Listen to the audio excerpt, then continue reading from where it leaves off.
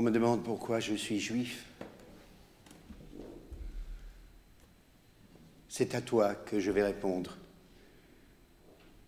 Mon petit-fils, qui n'est pas encore né. Quand seras-tu assez grand pour m'entendre? Quand naîtras-tu? Quand me liras-tu? Je suis juif parce que, né d'Israël et l'ayant perdu, je l'ai senti revivre en moi, plus vivant que moi-même. Je suis juif parce que la foi d'Israël n'exige de mon esprit aucune abdication. Je suis juif parce que la foi d'Israël réclame de mon cœur toutes les abnégations. Je suis juif parce qu'en tout temps où crie une désespérance, le juif espère. Je suis juif parce qu'en tout lieu où pleure une souffrance, le juif pleure. Je suis juif parce que la parole d'Israël est la plus ancienne et la plus nouvelle. Je suis juif parce que la promesse d'Israël est la promesse universelle. Je suis juif parce que pour Israël, le monde n'est pas achevé. Les hommes l'achèvent. Je suis juif parce que pour Israël, l'homme n'est pas créé. Les hommes le créent.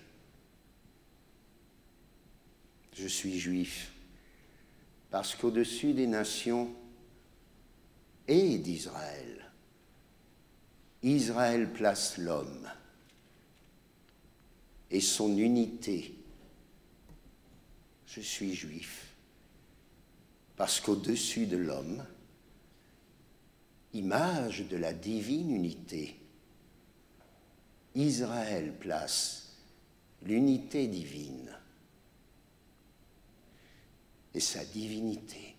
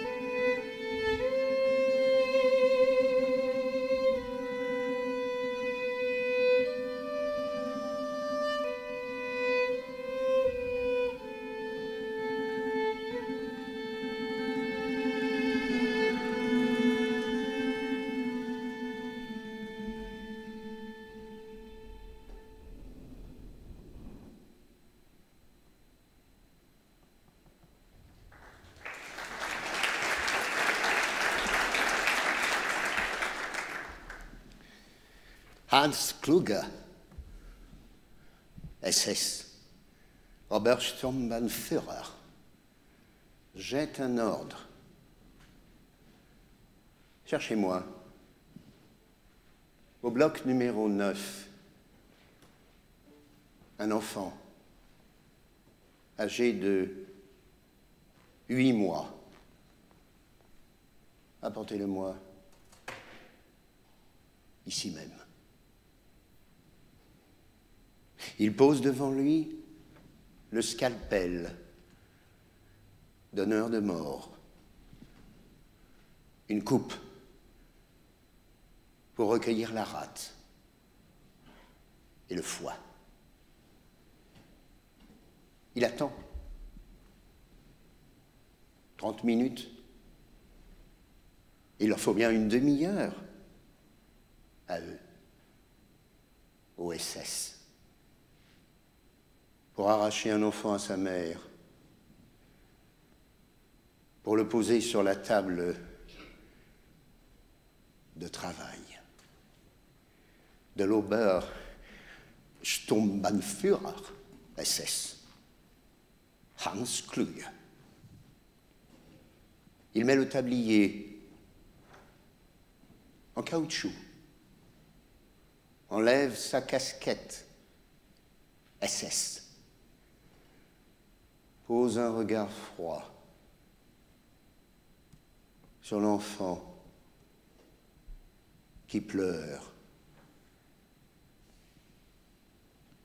doucement, se penche sur lui.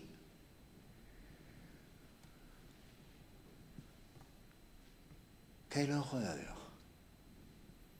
À lui, à Hans Kluge, sous ses larmes. L'enfant sourit.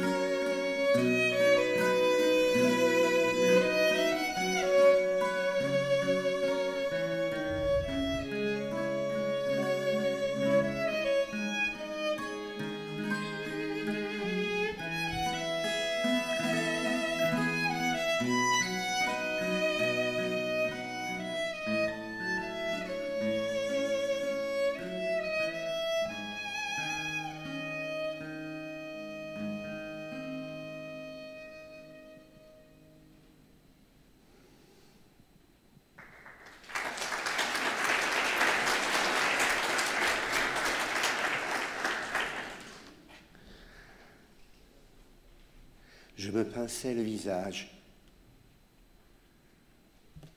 Vivais-je encore? Étais-je éveillé? Je n'arrivais pas à le croire. Comment était-il possible qu'on brûlât des hommes, des enfants, et que le monde se tue? Non. Tout cela ne pouvait être vrai. C'est un cauchemar. J'allais bientôt m'éveiller. En sursaut, le cœur battant, et retrouver ma chambre d'enfant, et mes livres. La voix de mon père m'arracha mes pensées.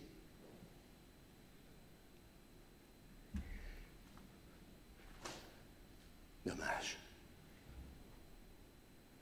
Dommage que tu ne sois pas allé avec ta mère. J'ai vu beaucoup d'enfants de ton âge aller avec leur mère. Sa voix était tellement triste. Je compris qu'il voulait ne pas voir ce qu'on allait me faire.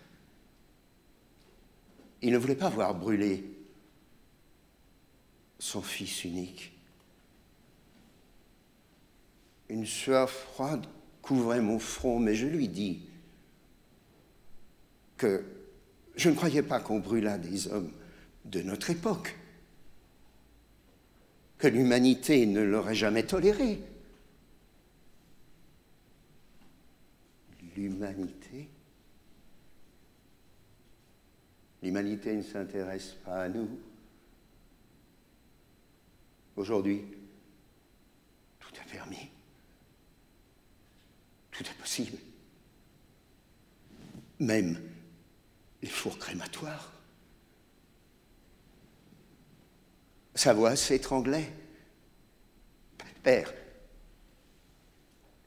et lui dis-je, s'il en est ainsi, je ne veux plus attendre. J'irai vers les barbelés électrifiés. Ça vaut mieux qu'agoniser durant des heures dans les flammes. Il ne répondit pas. Il pleurait. Son corps était secoué d'un tremblement. Autour de nous, tout le monde pleurait. Quelqu'un se mit à réciter le Kaddish, la prière des morts. Je ne sais pas s'il était déjà arrivé dans la longue histoire du peuple juif que les hommes récitent le Kaddish, la prière des morts, sur eux-mêmes. Yid Kadal, Ve Kadash, Shema Rabbah.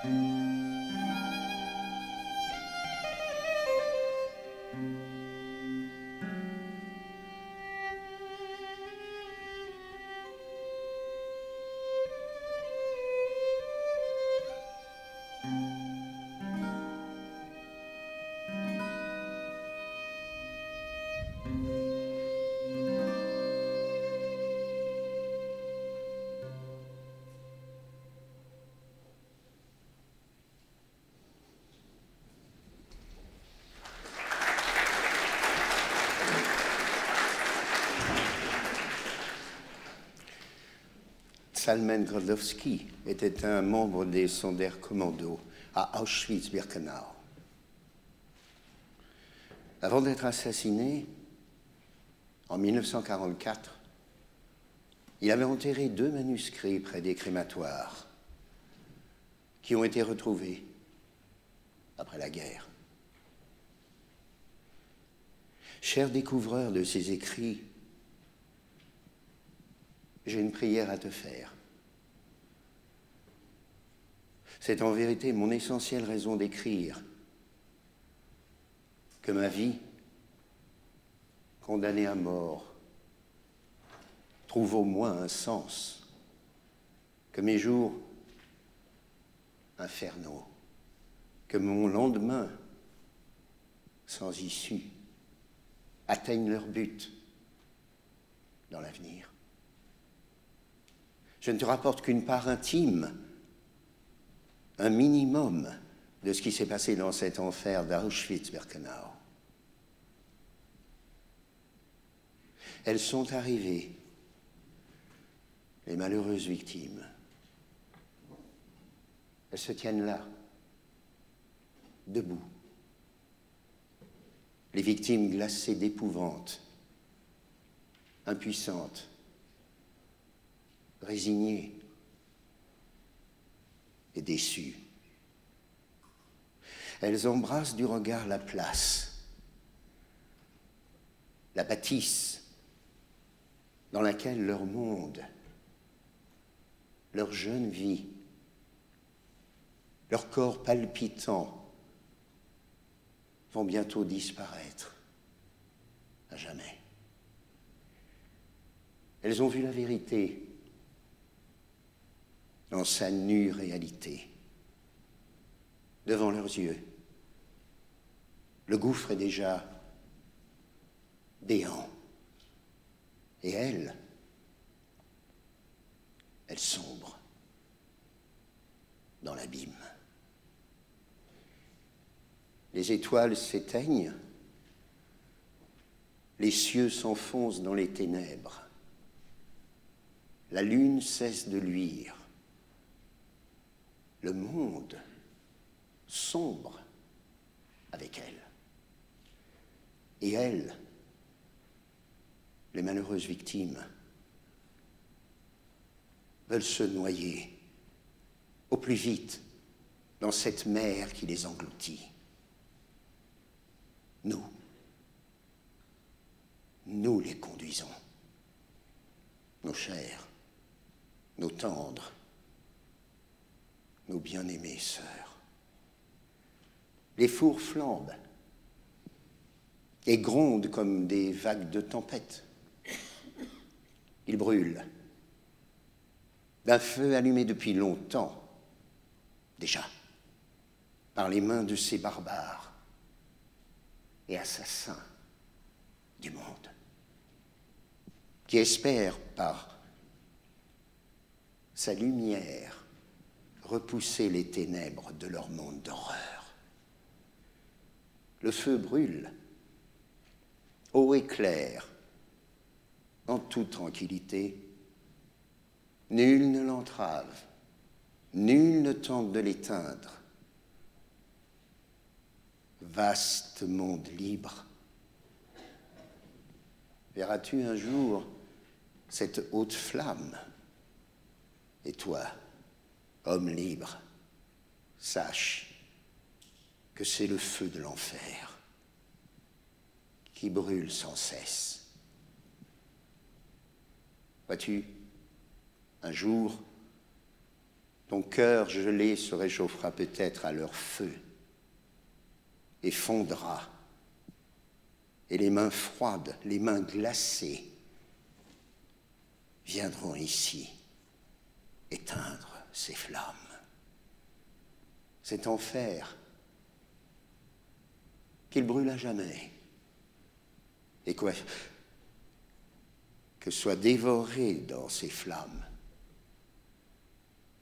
ceux qui l'ont allumé.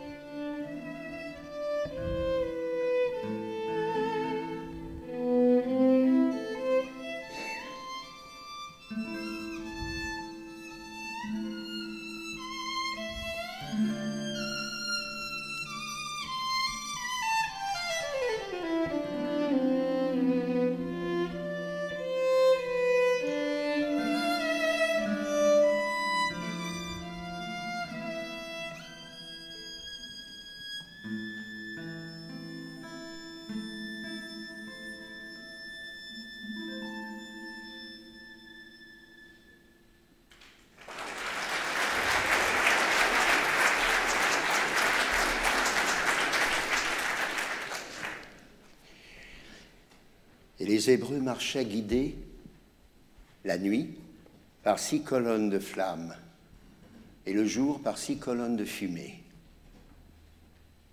Et cela se passait en des temps très anciens, lorsque les tribus des Hébreux se harassaient à travers la Palestine, vers la terre promise. Mais il y a bien peu de temps, sur le plateau de Haute-Silésie, les tribus des Hébreux, de partout, de France, de Russie, de Tchéquie et de Belgique, pouvaient voir s'élever le jour 6 colonnes de fumée. Et cela représentait, s'élançant vers le ciel, les âmes des enfants, des vieillards, des femmes et des hommes brûlés, morts et vifs dans les fours crématoires. Et parmi ces Hébreux, 11 mois, j'ai vécu. J'ai vécu, si l'on ose dire, car nous étions littéralement morts vivants.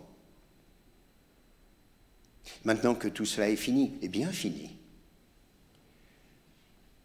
je me demande parfois si je n'ai pas rêvé d'être descendu une nuit chez Satan, et si cette nuit ne m'a pas semblé durer 1 an. Parfois, maintenant que je fais à nouveau partie du monde civilisé, ou qui prétend l'être, je me demande si je ne vais pas me réveiller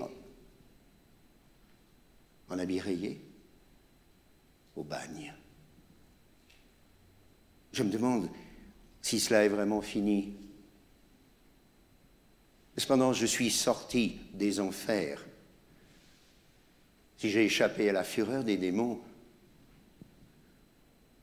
ceux qui m'ont donné le jour, ceux dont les veines étaient gonflées du sang qui bouillonne dans mon cœur,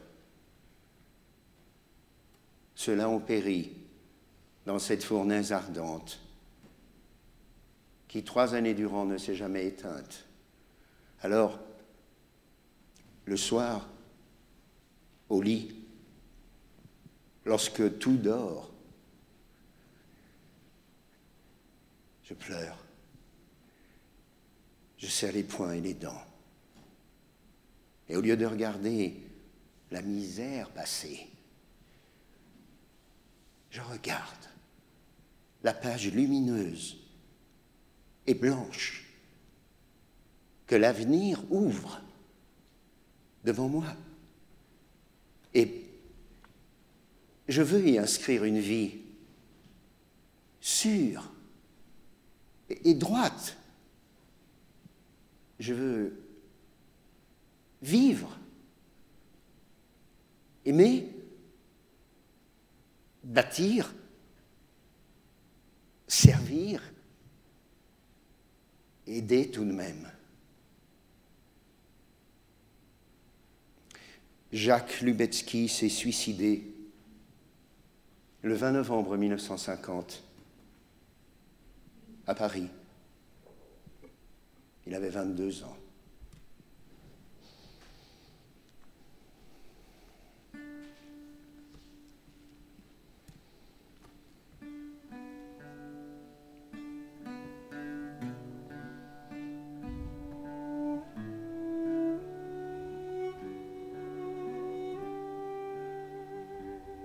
À quoi tenait cette haine du juif que rien n'apaise, qui existe depuis qu'existent les juifs, qui durera sans doute tant qu'ils dureront? Je résolus de trouver la cause incontestable de l'antisémitisme.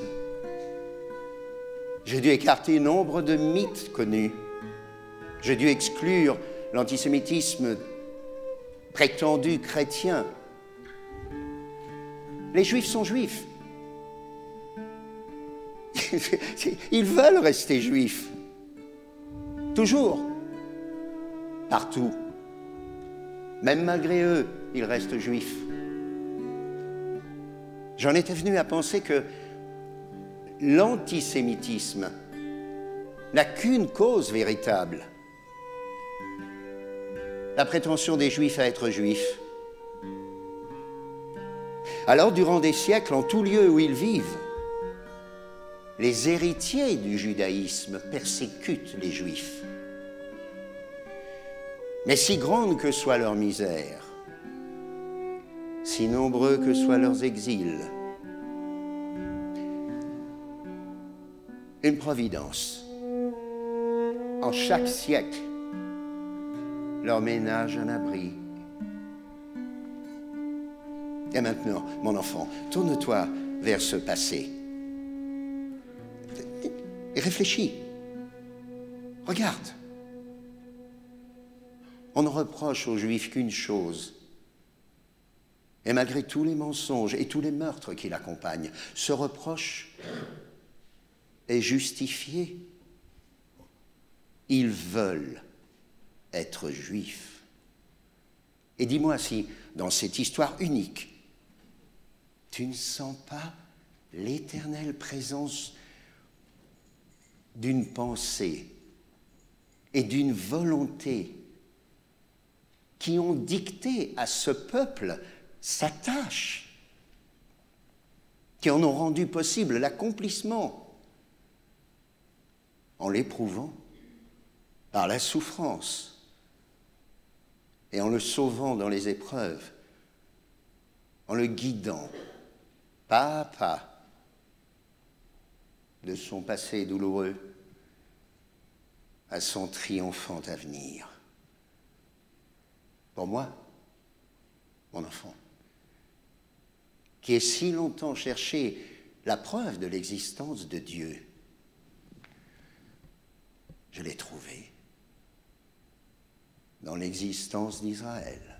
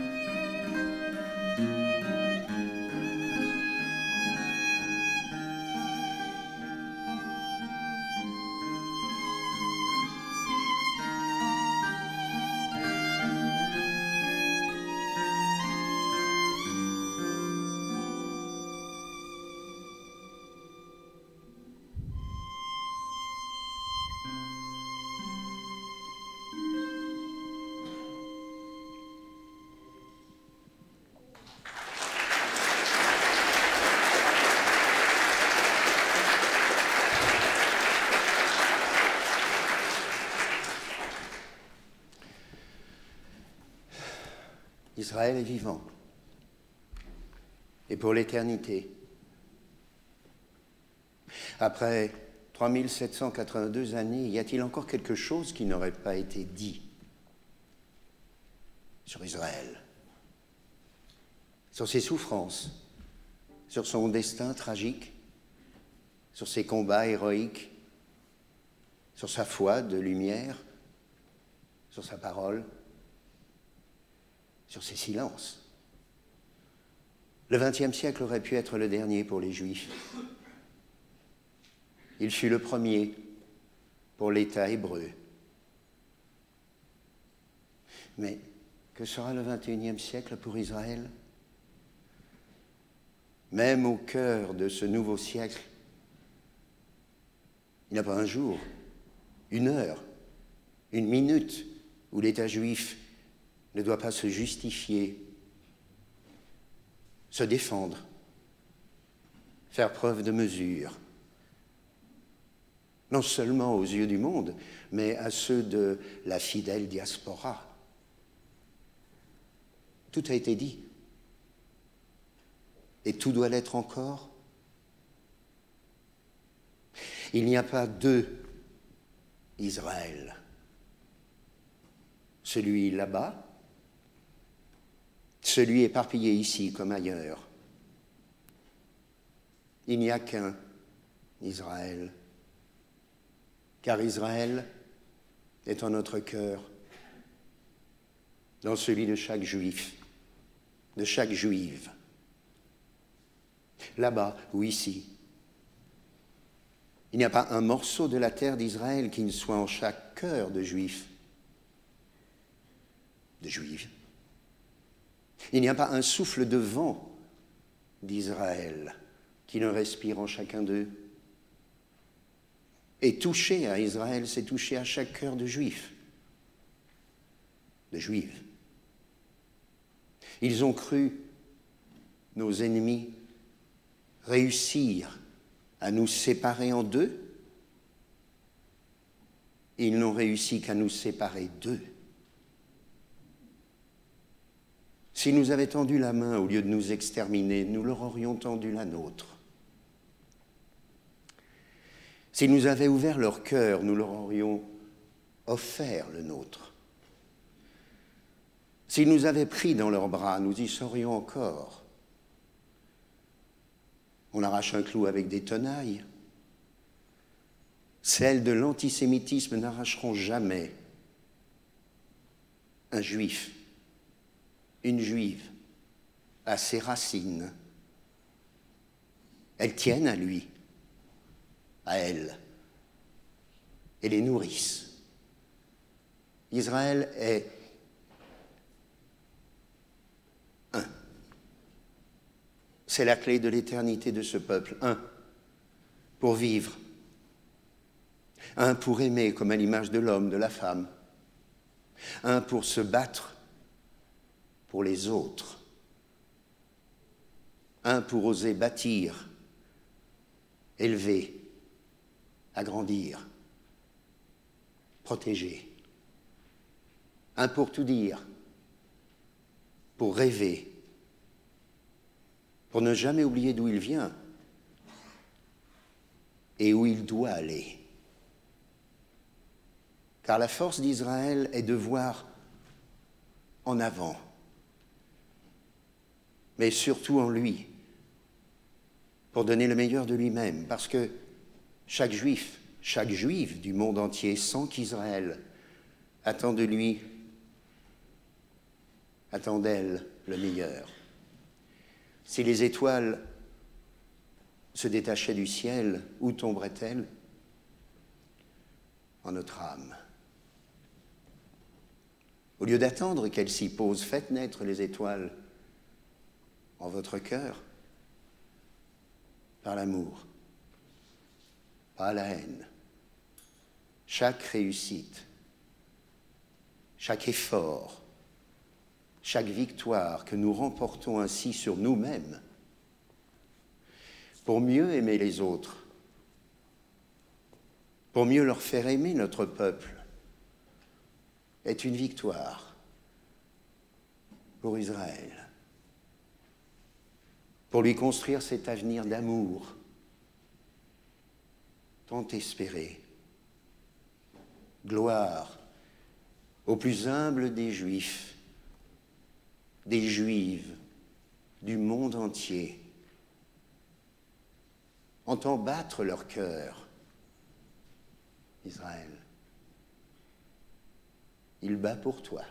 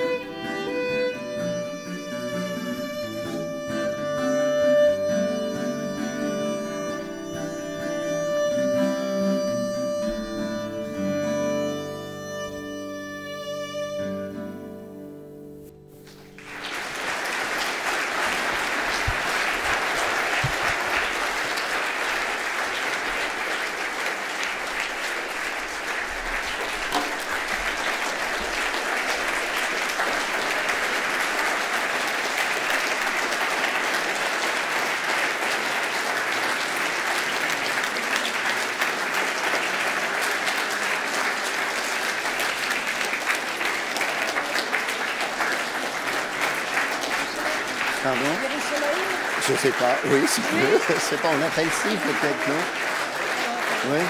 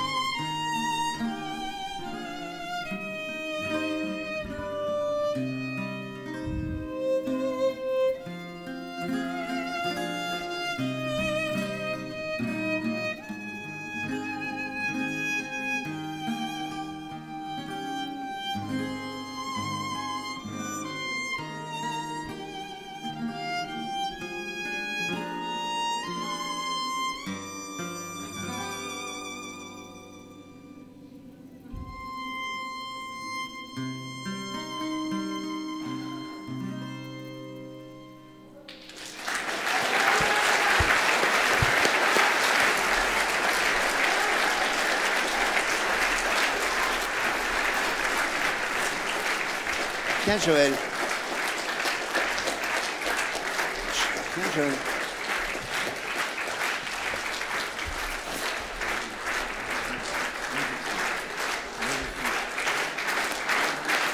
Merci.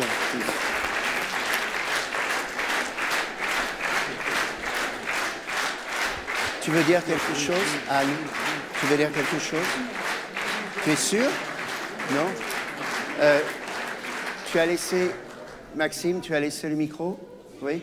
Non, c'est juste pour remercier vraiment du fond du cœur Joël Mergui, notre président, et Steve Suissa, qui nous a permis, Steve pour ce spectacle qu'il a conçu, et puis Joël pour nous accueillir et pour pouvoir tenir notre promesse d'être ici et de rêver pendant des semaines et des semaines et des mois, et tout ce temps où on a été dans ce tunnel, et de se retrouver ici pour la première fois. Voilà, j'espère que ça va vraiment nous porter bonheur, et qu'effectivement on ira vers l'avenir. Et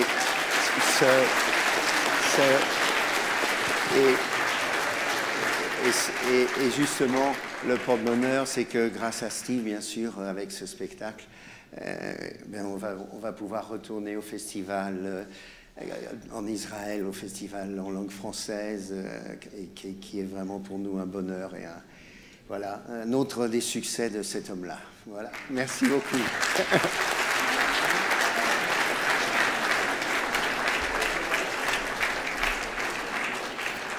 Je voudrais vraiment quelques mots pour remercier Anne, pour remercier Francis, pour remercier Colin. Vraiment extraordinaire, à la fois ces textes qui sont rentrés dans la profondeur de nos âmes, ces musiques qui nous ont fait vibrer, qui nous ont rappelé à la fois les douleurs de notre histoire et l'histoire de notre avenir. Je crois que c'est extraordinaire d'avoir pu ici, dans ce lieu, revivre, ressentir cette émotion, et je vous remercie parce que vous avez été avec nous depuis le début. Je vous remercie aussi parce que l'engagement que vous avez pour la communauté juive, avec vos positions importantes dans la société, dans le monde des arts, de la culture, vos positions qui restent toujours courageuses, engagées, dans des moments de doute dans lesquels nous sommes aujourd'hui, nous encouragent à continuer. Vous êtes ici chez vous, et avec vous, nous allons continuer à faire vivre et à faire briller les étoiles qui sont dans nos cœurs. Merci, merci à vous. Merci à vous.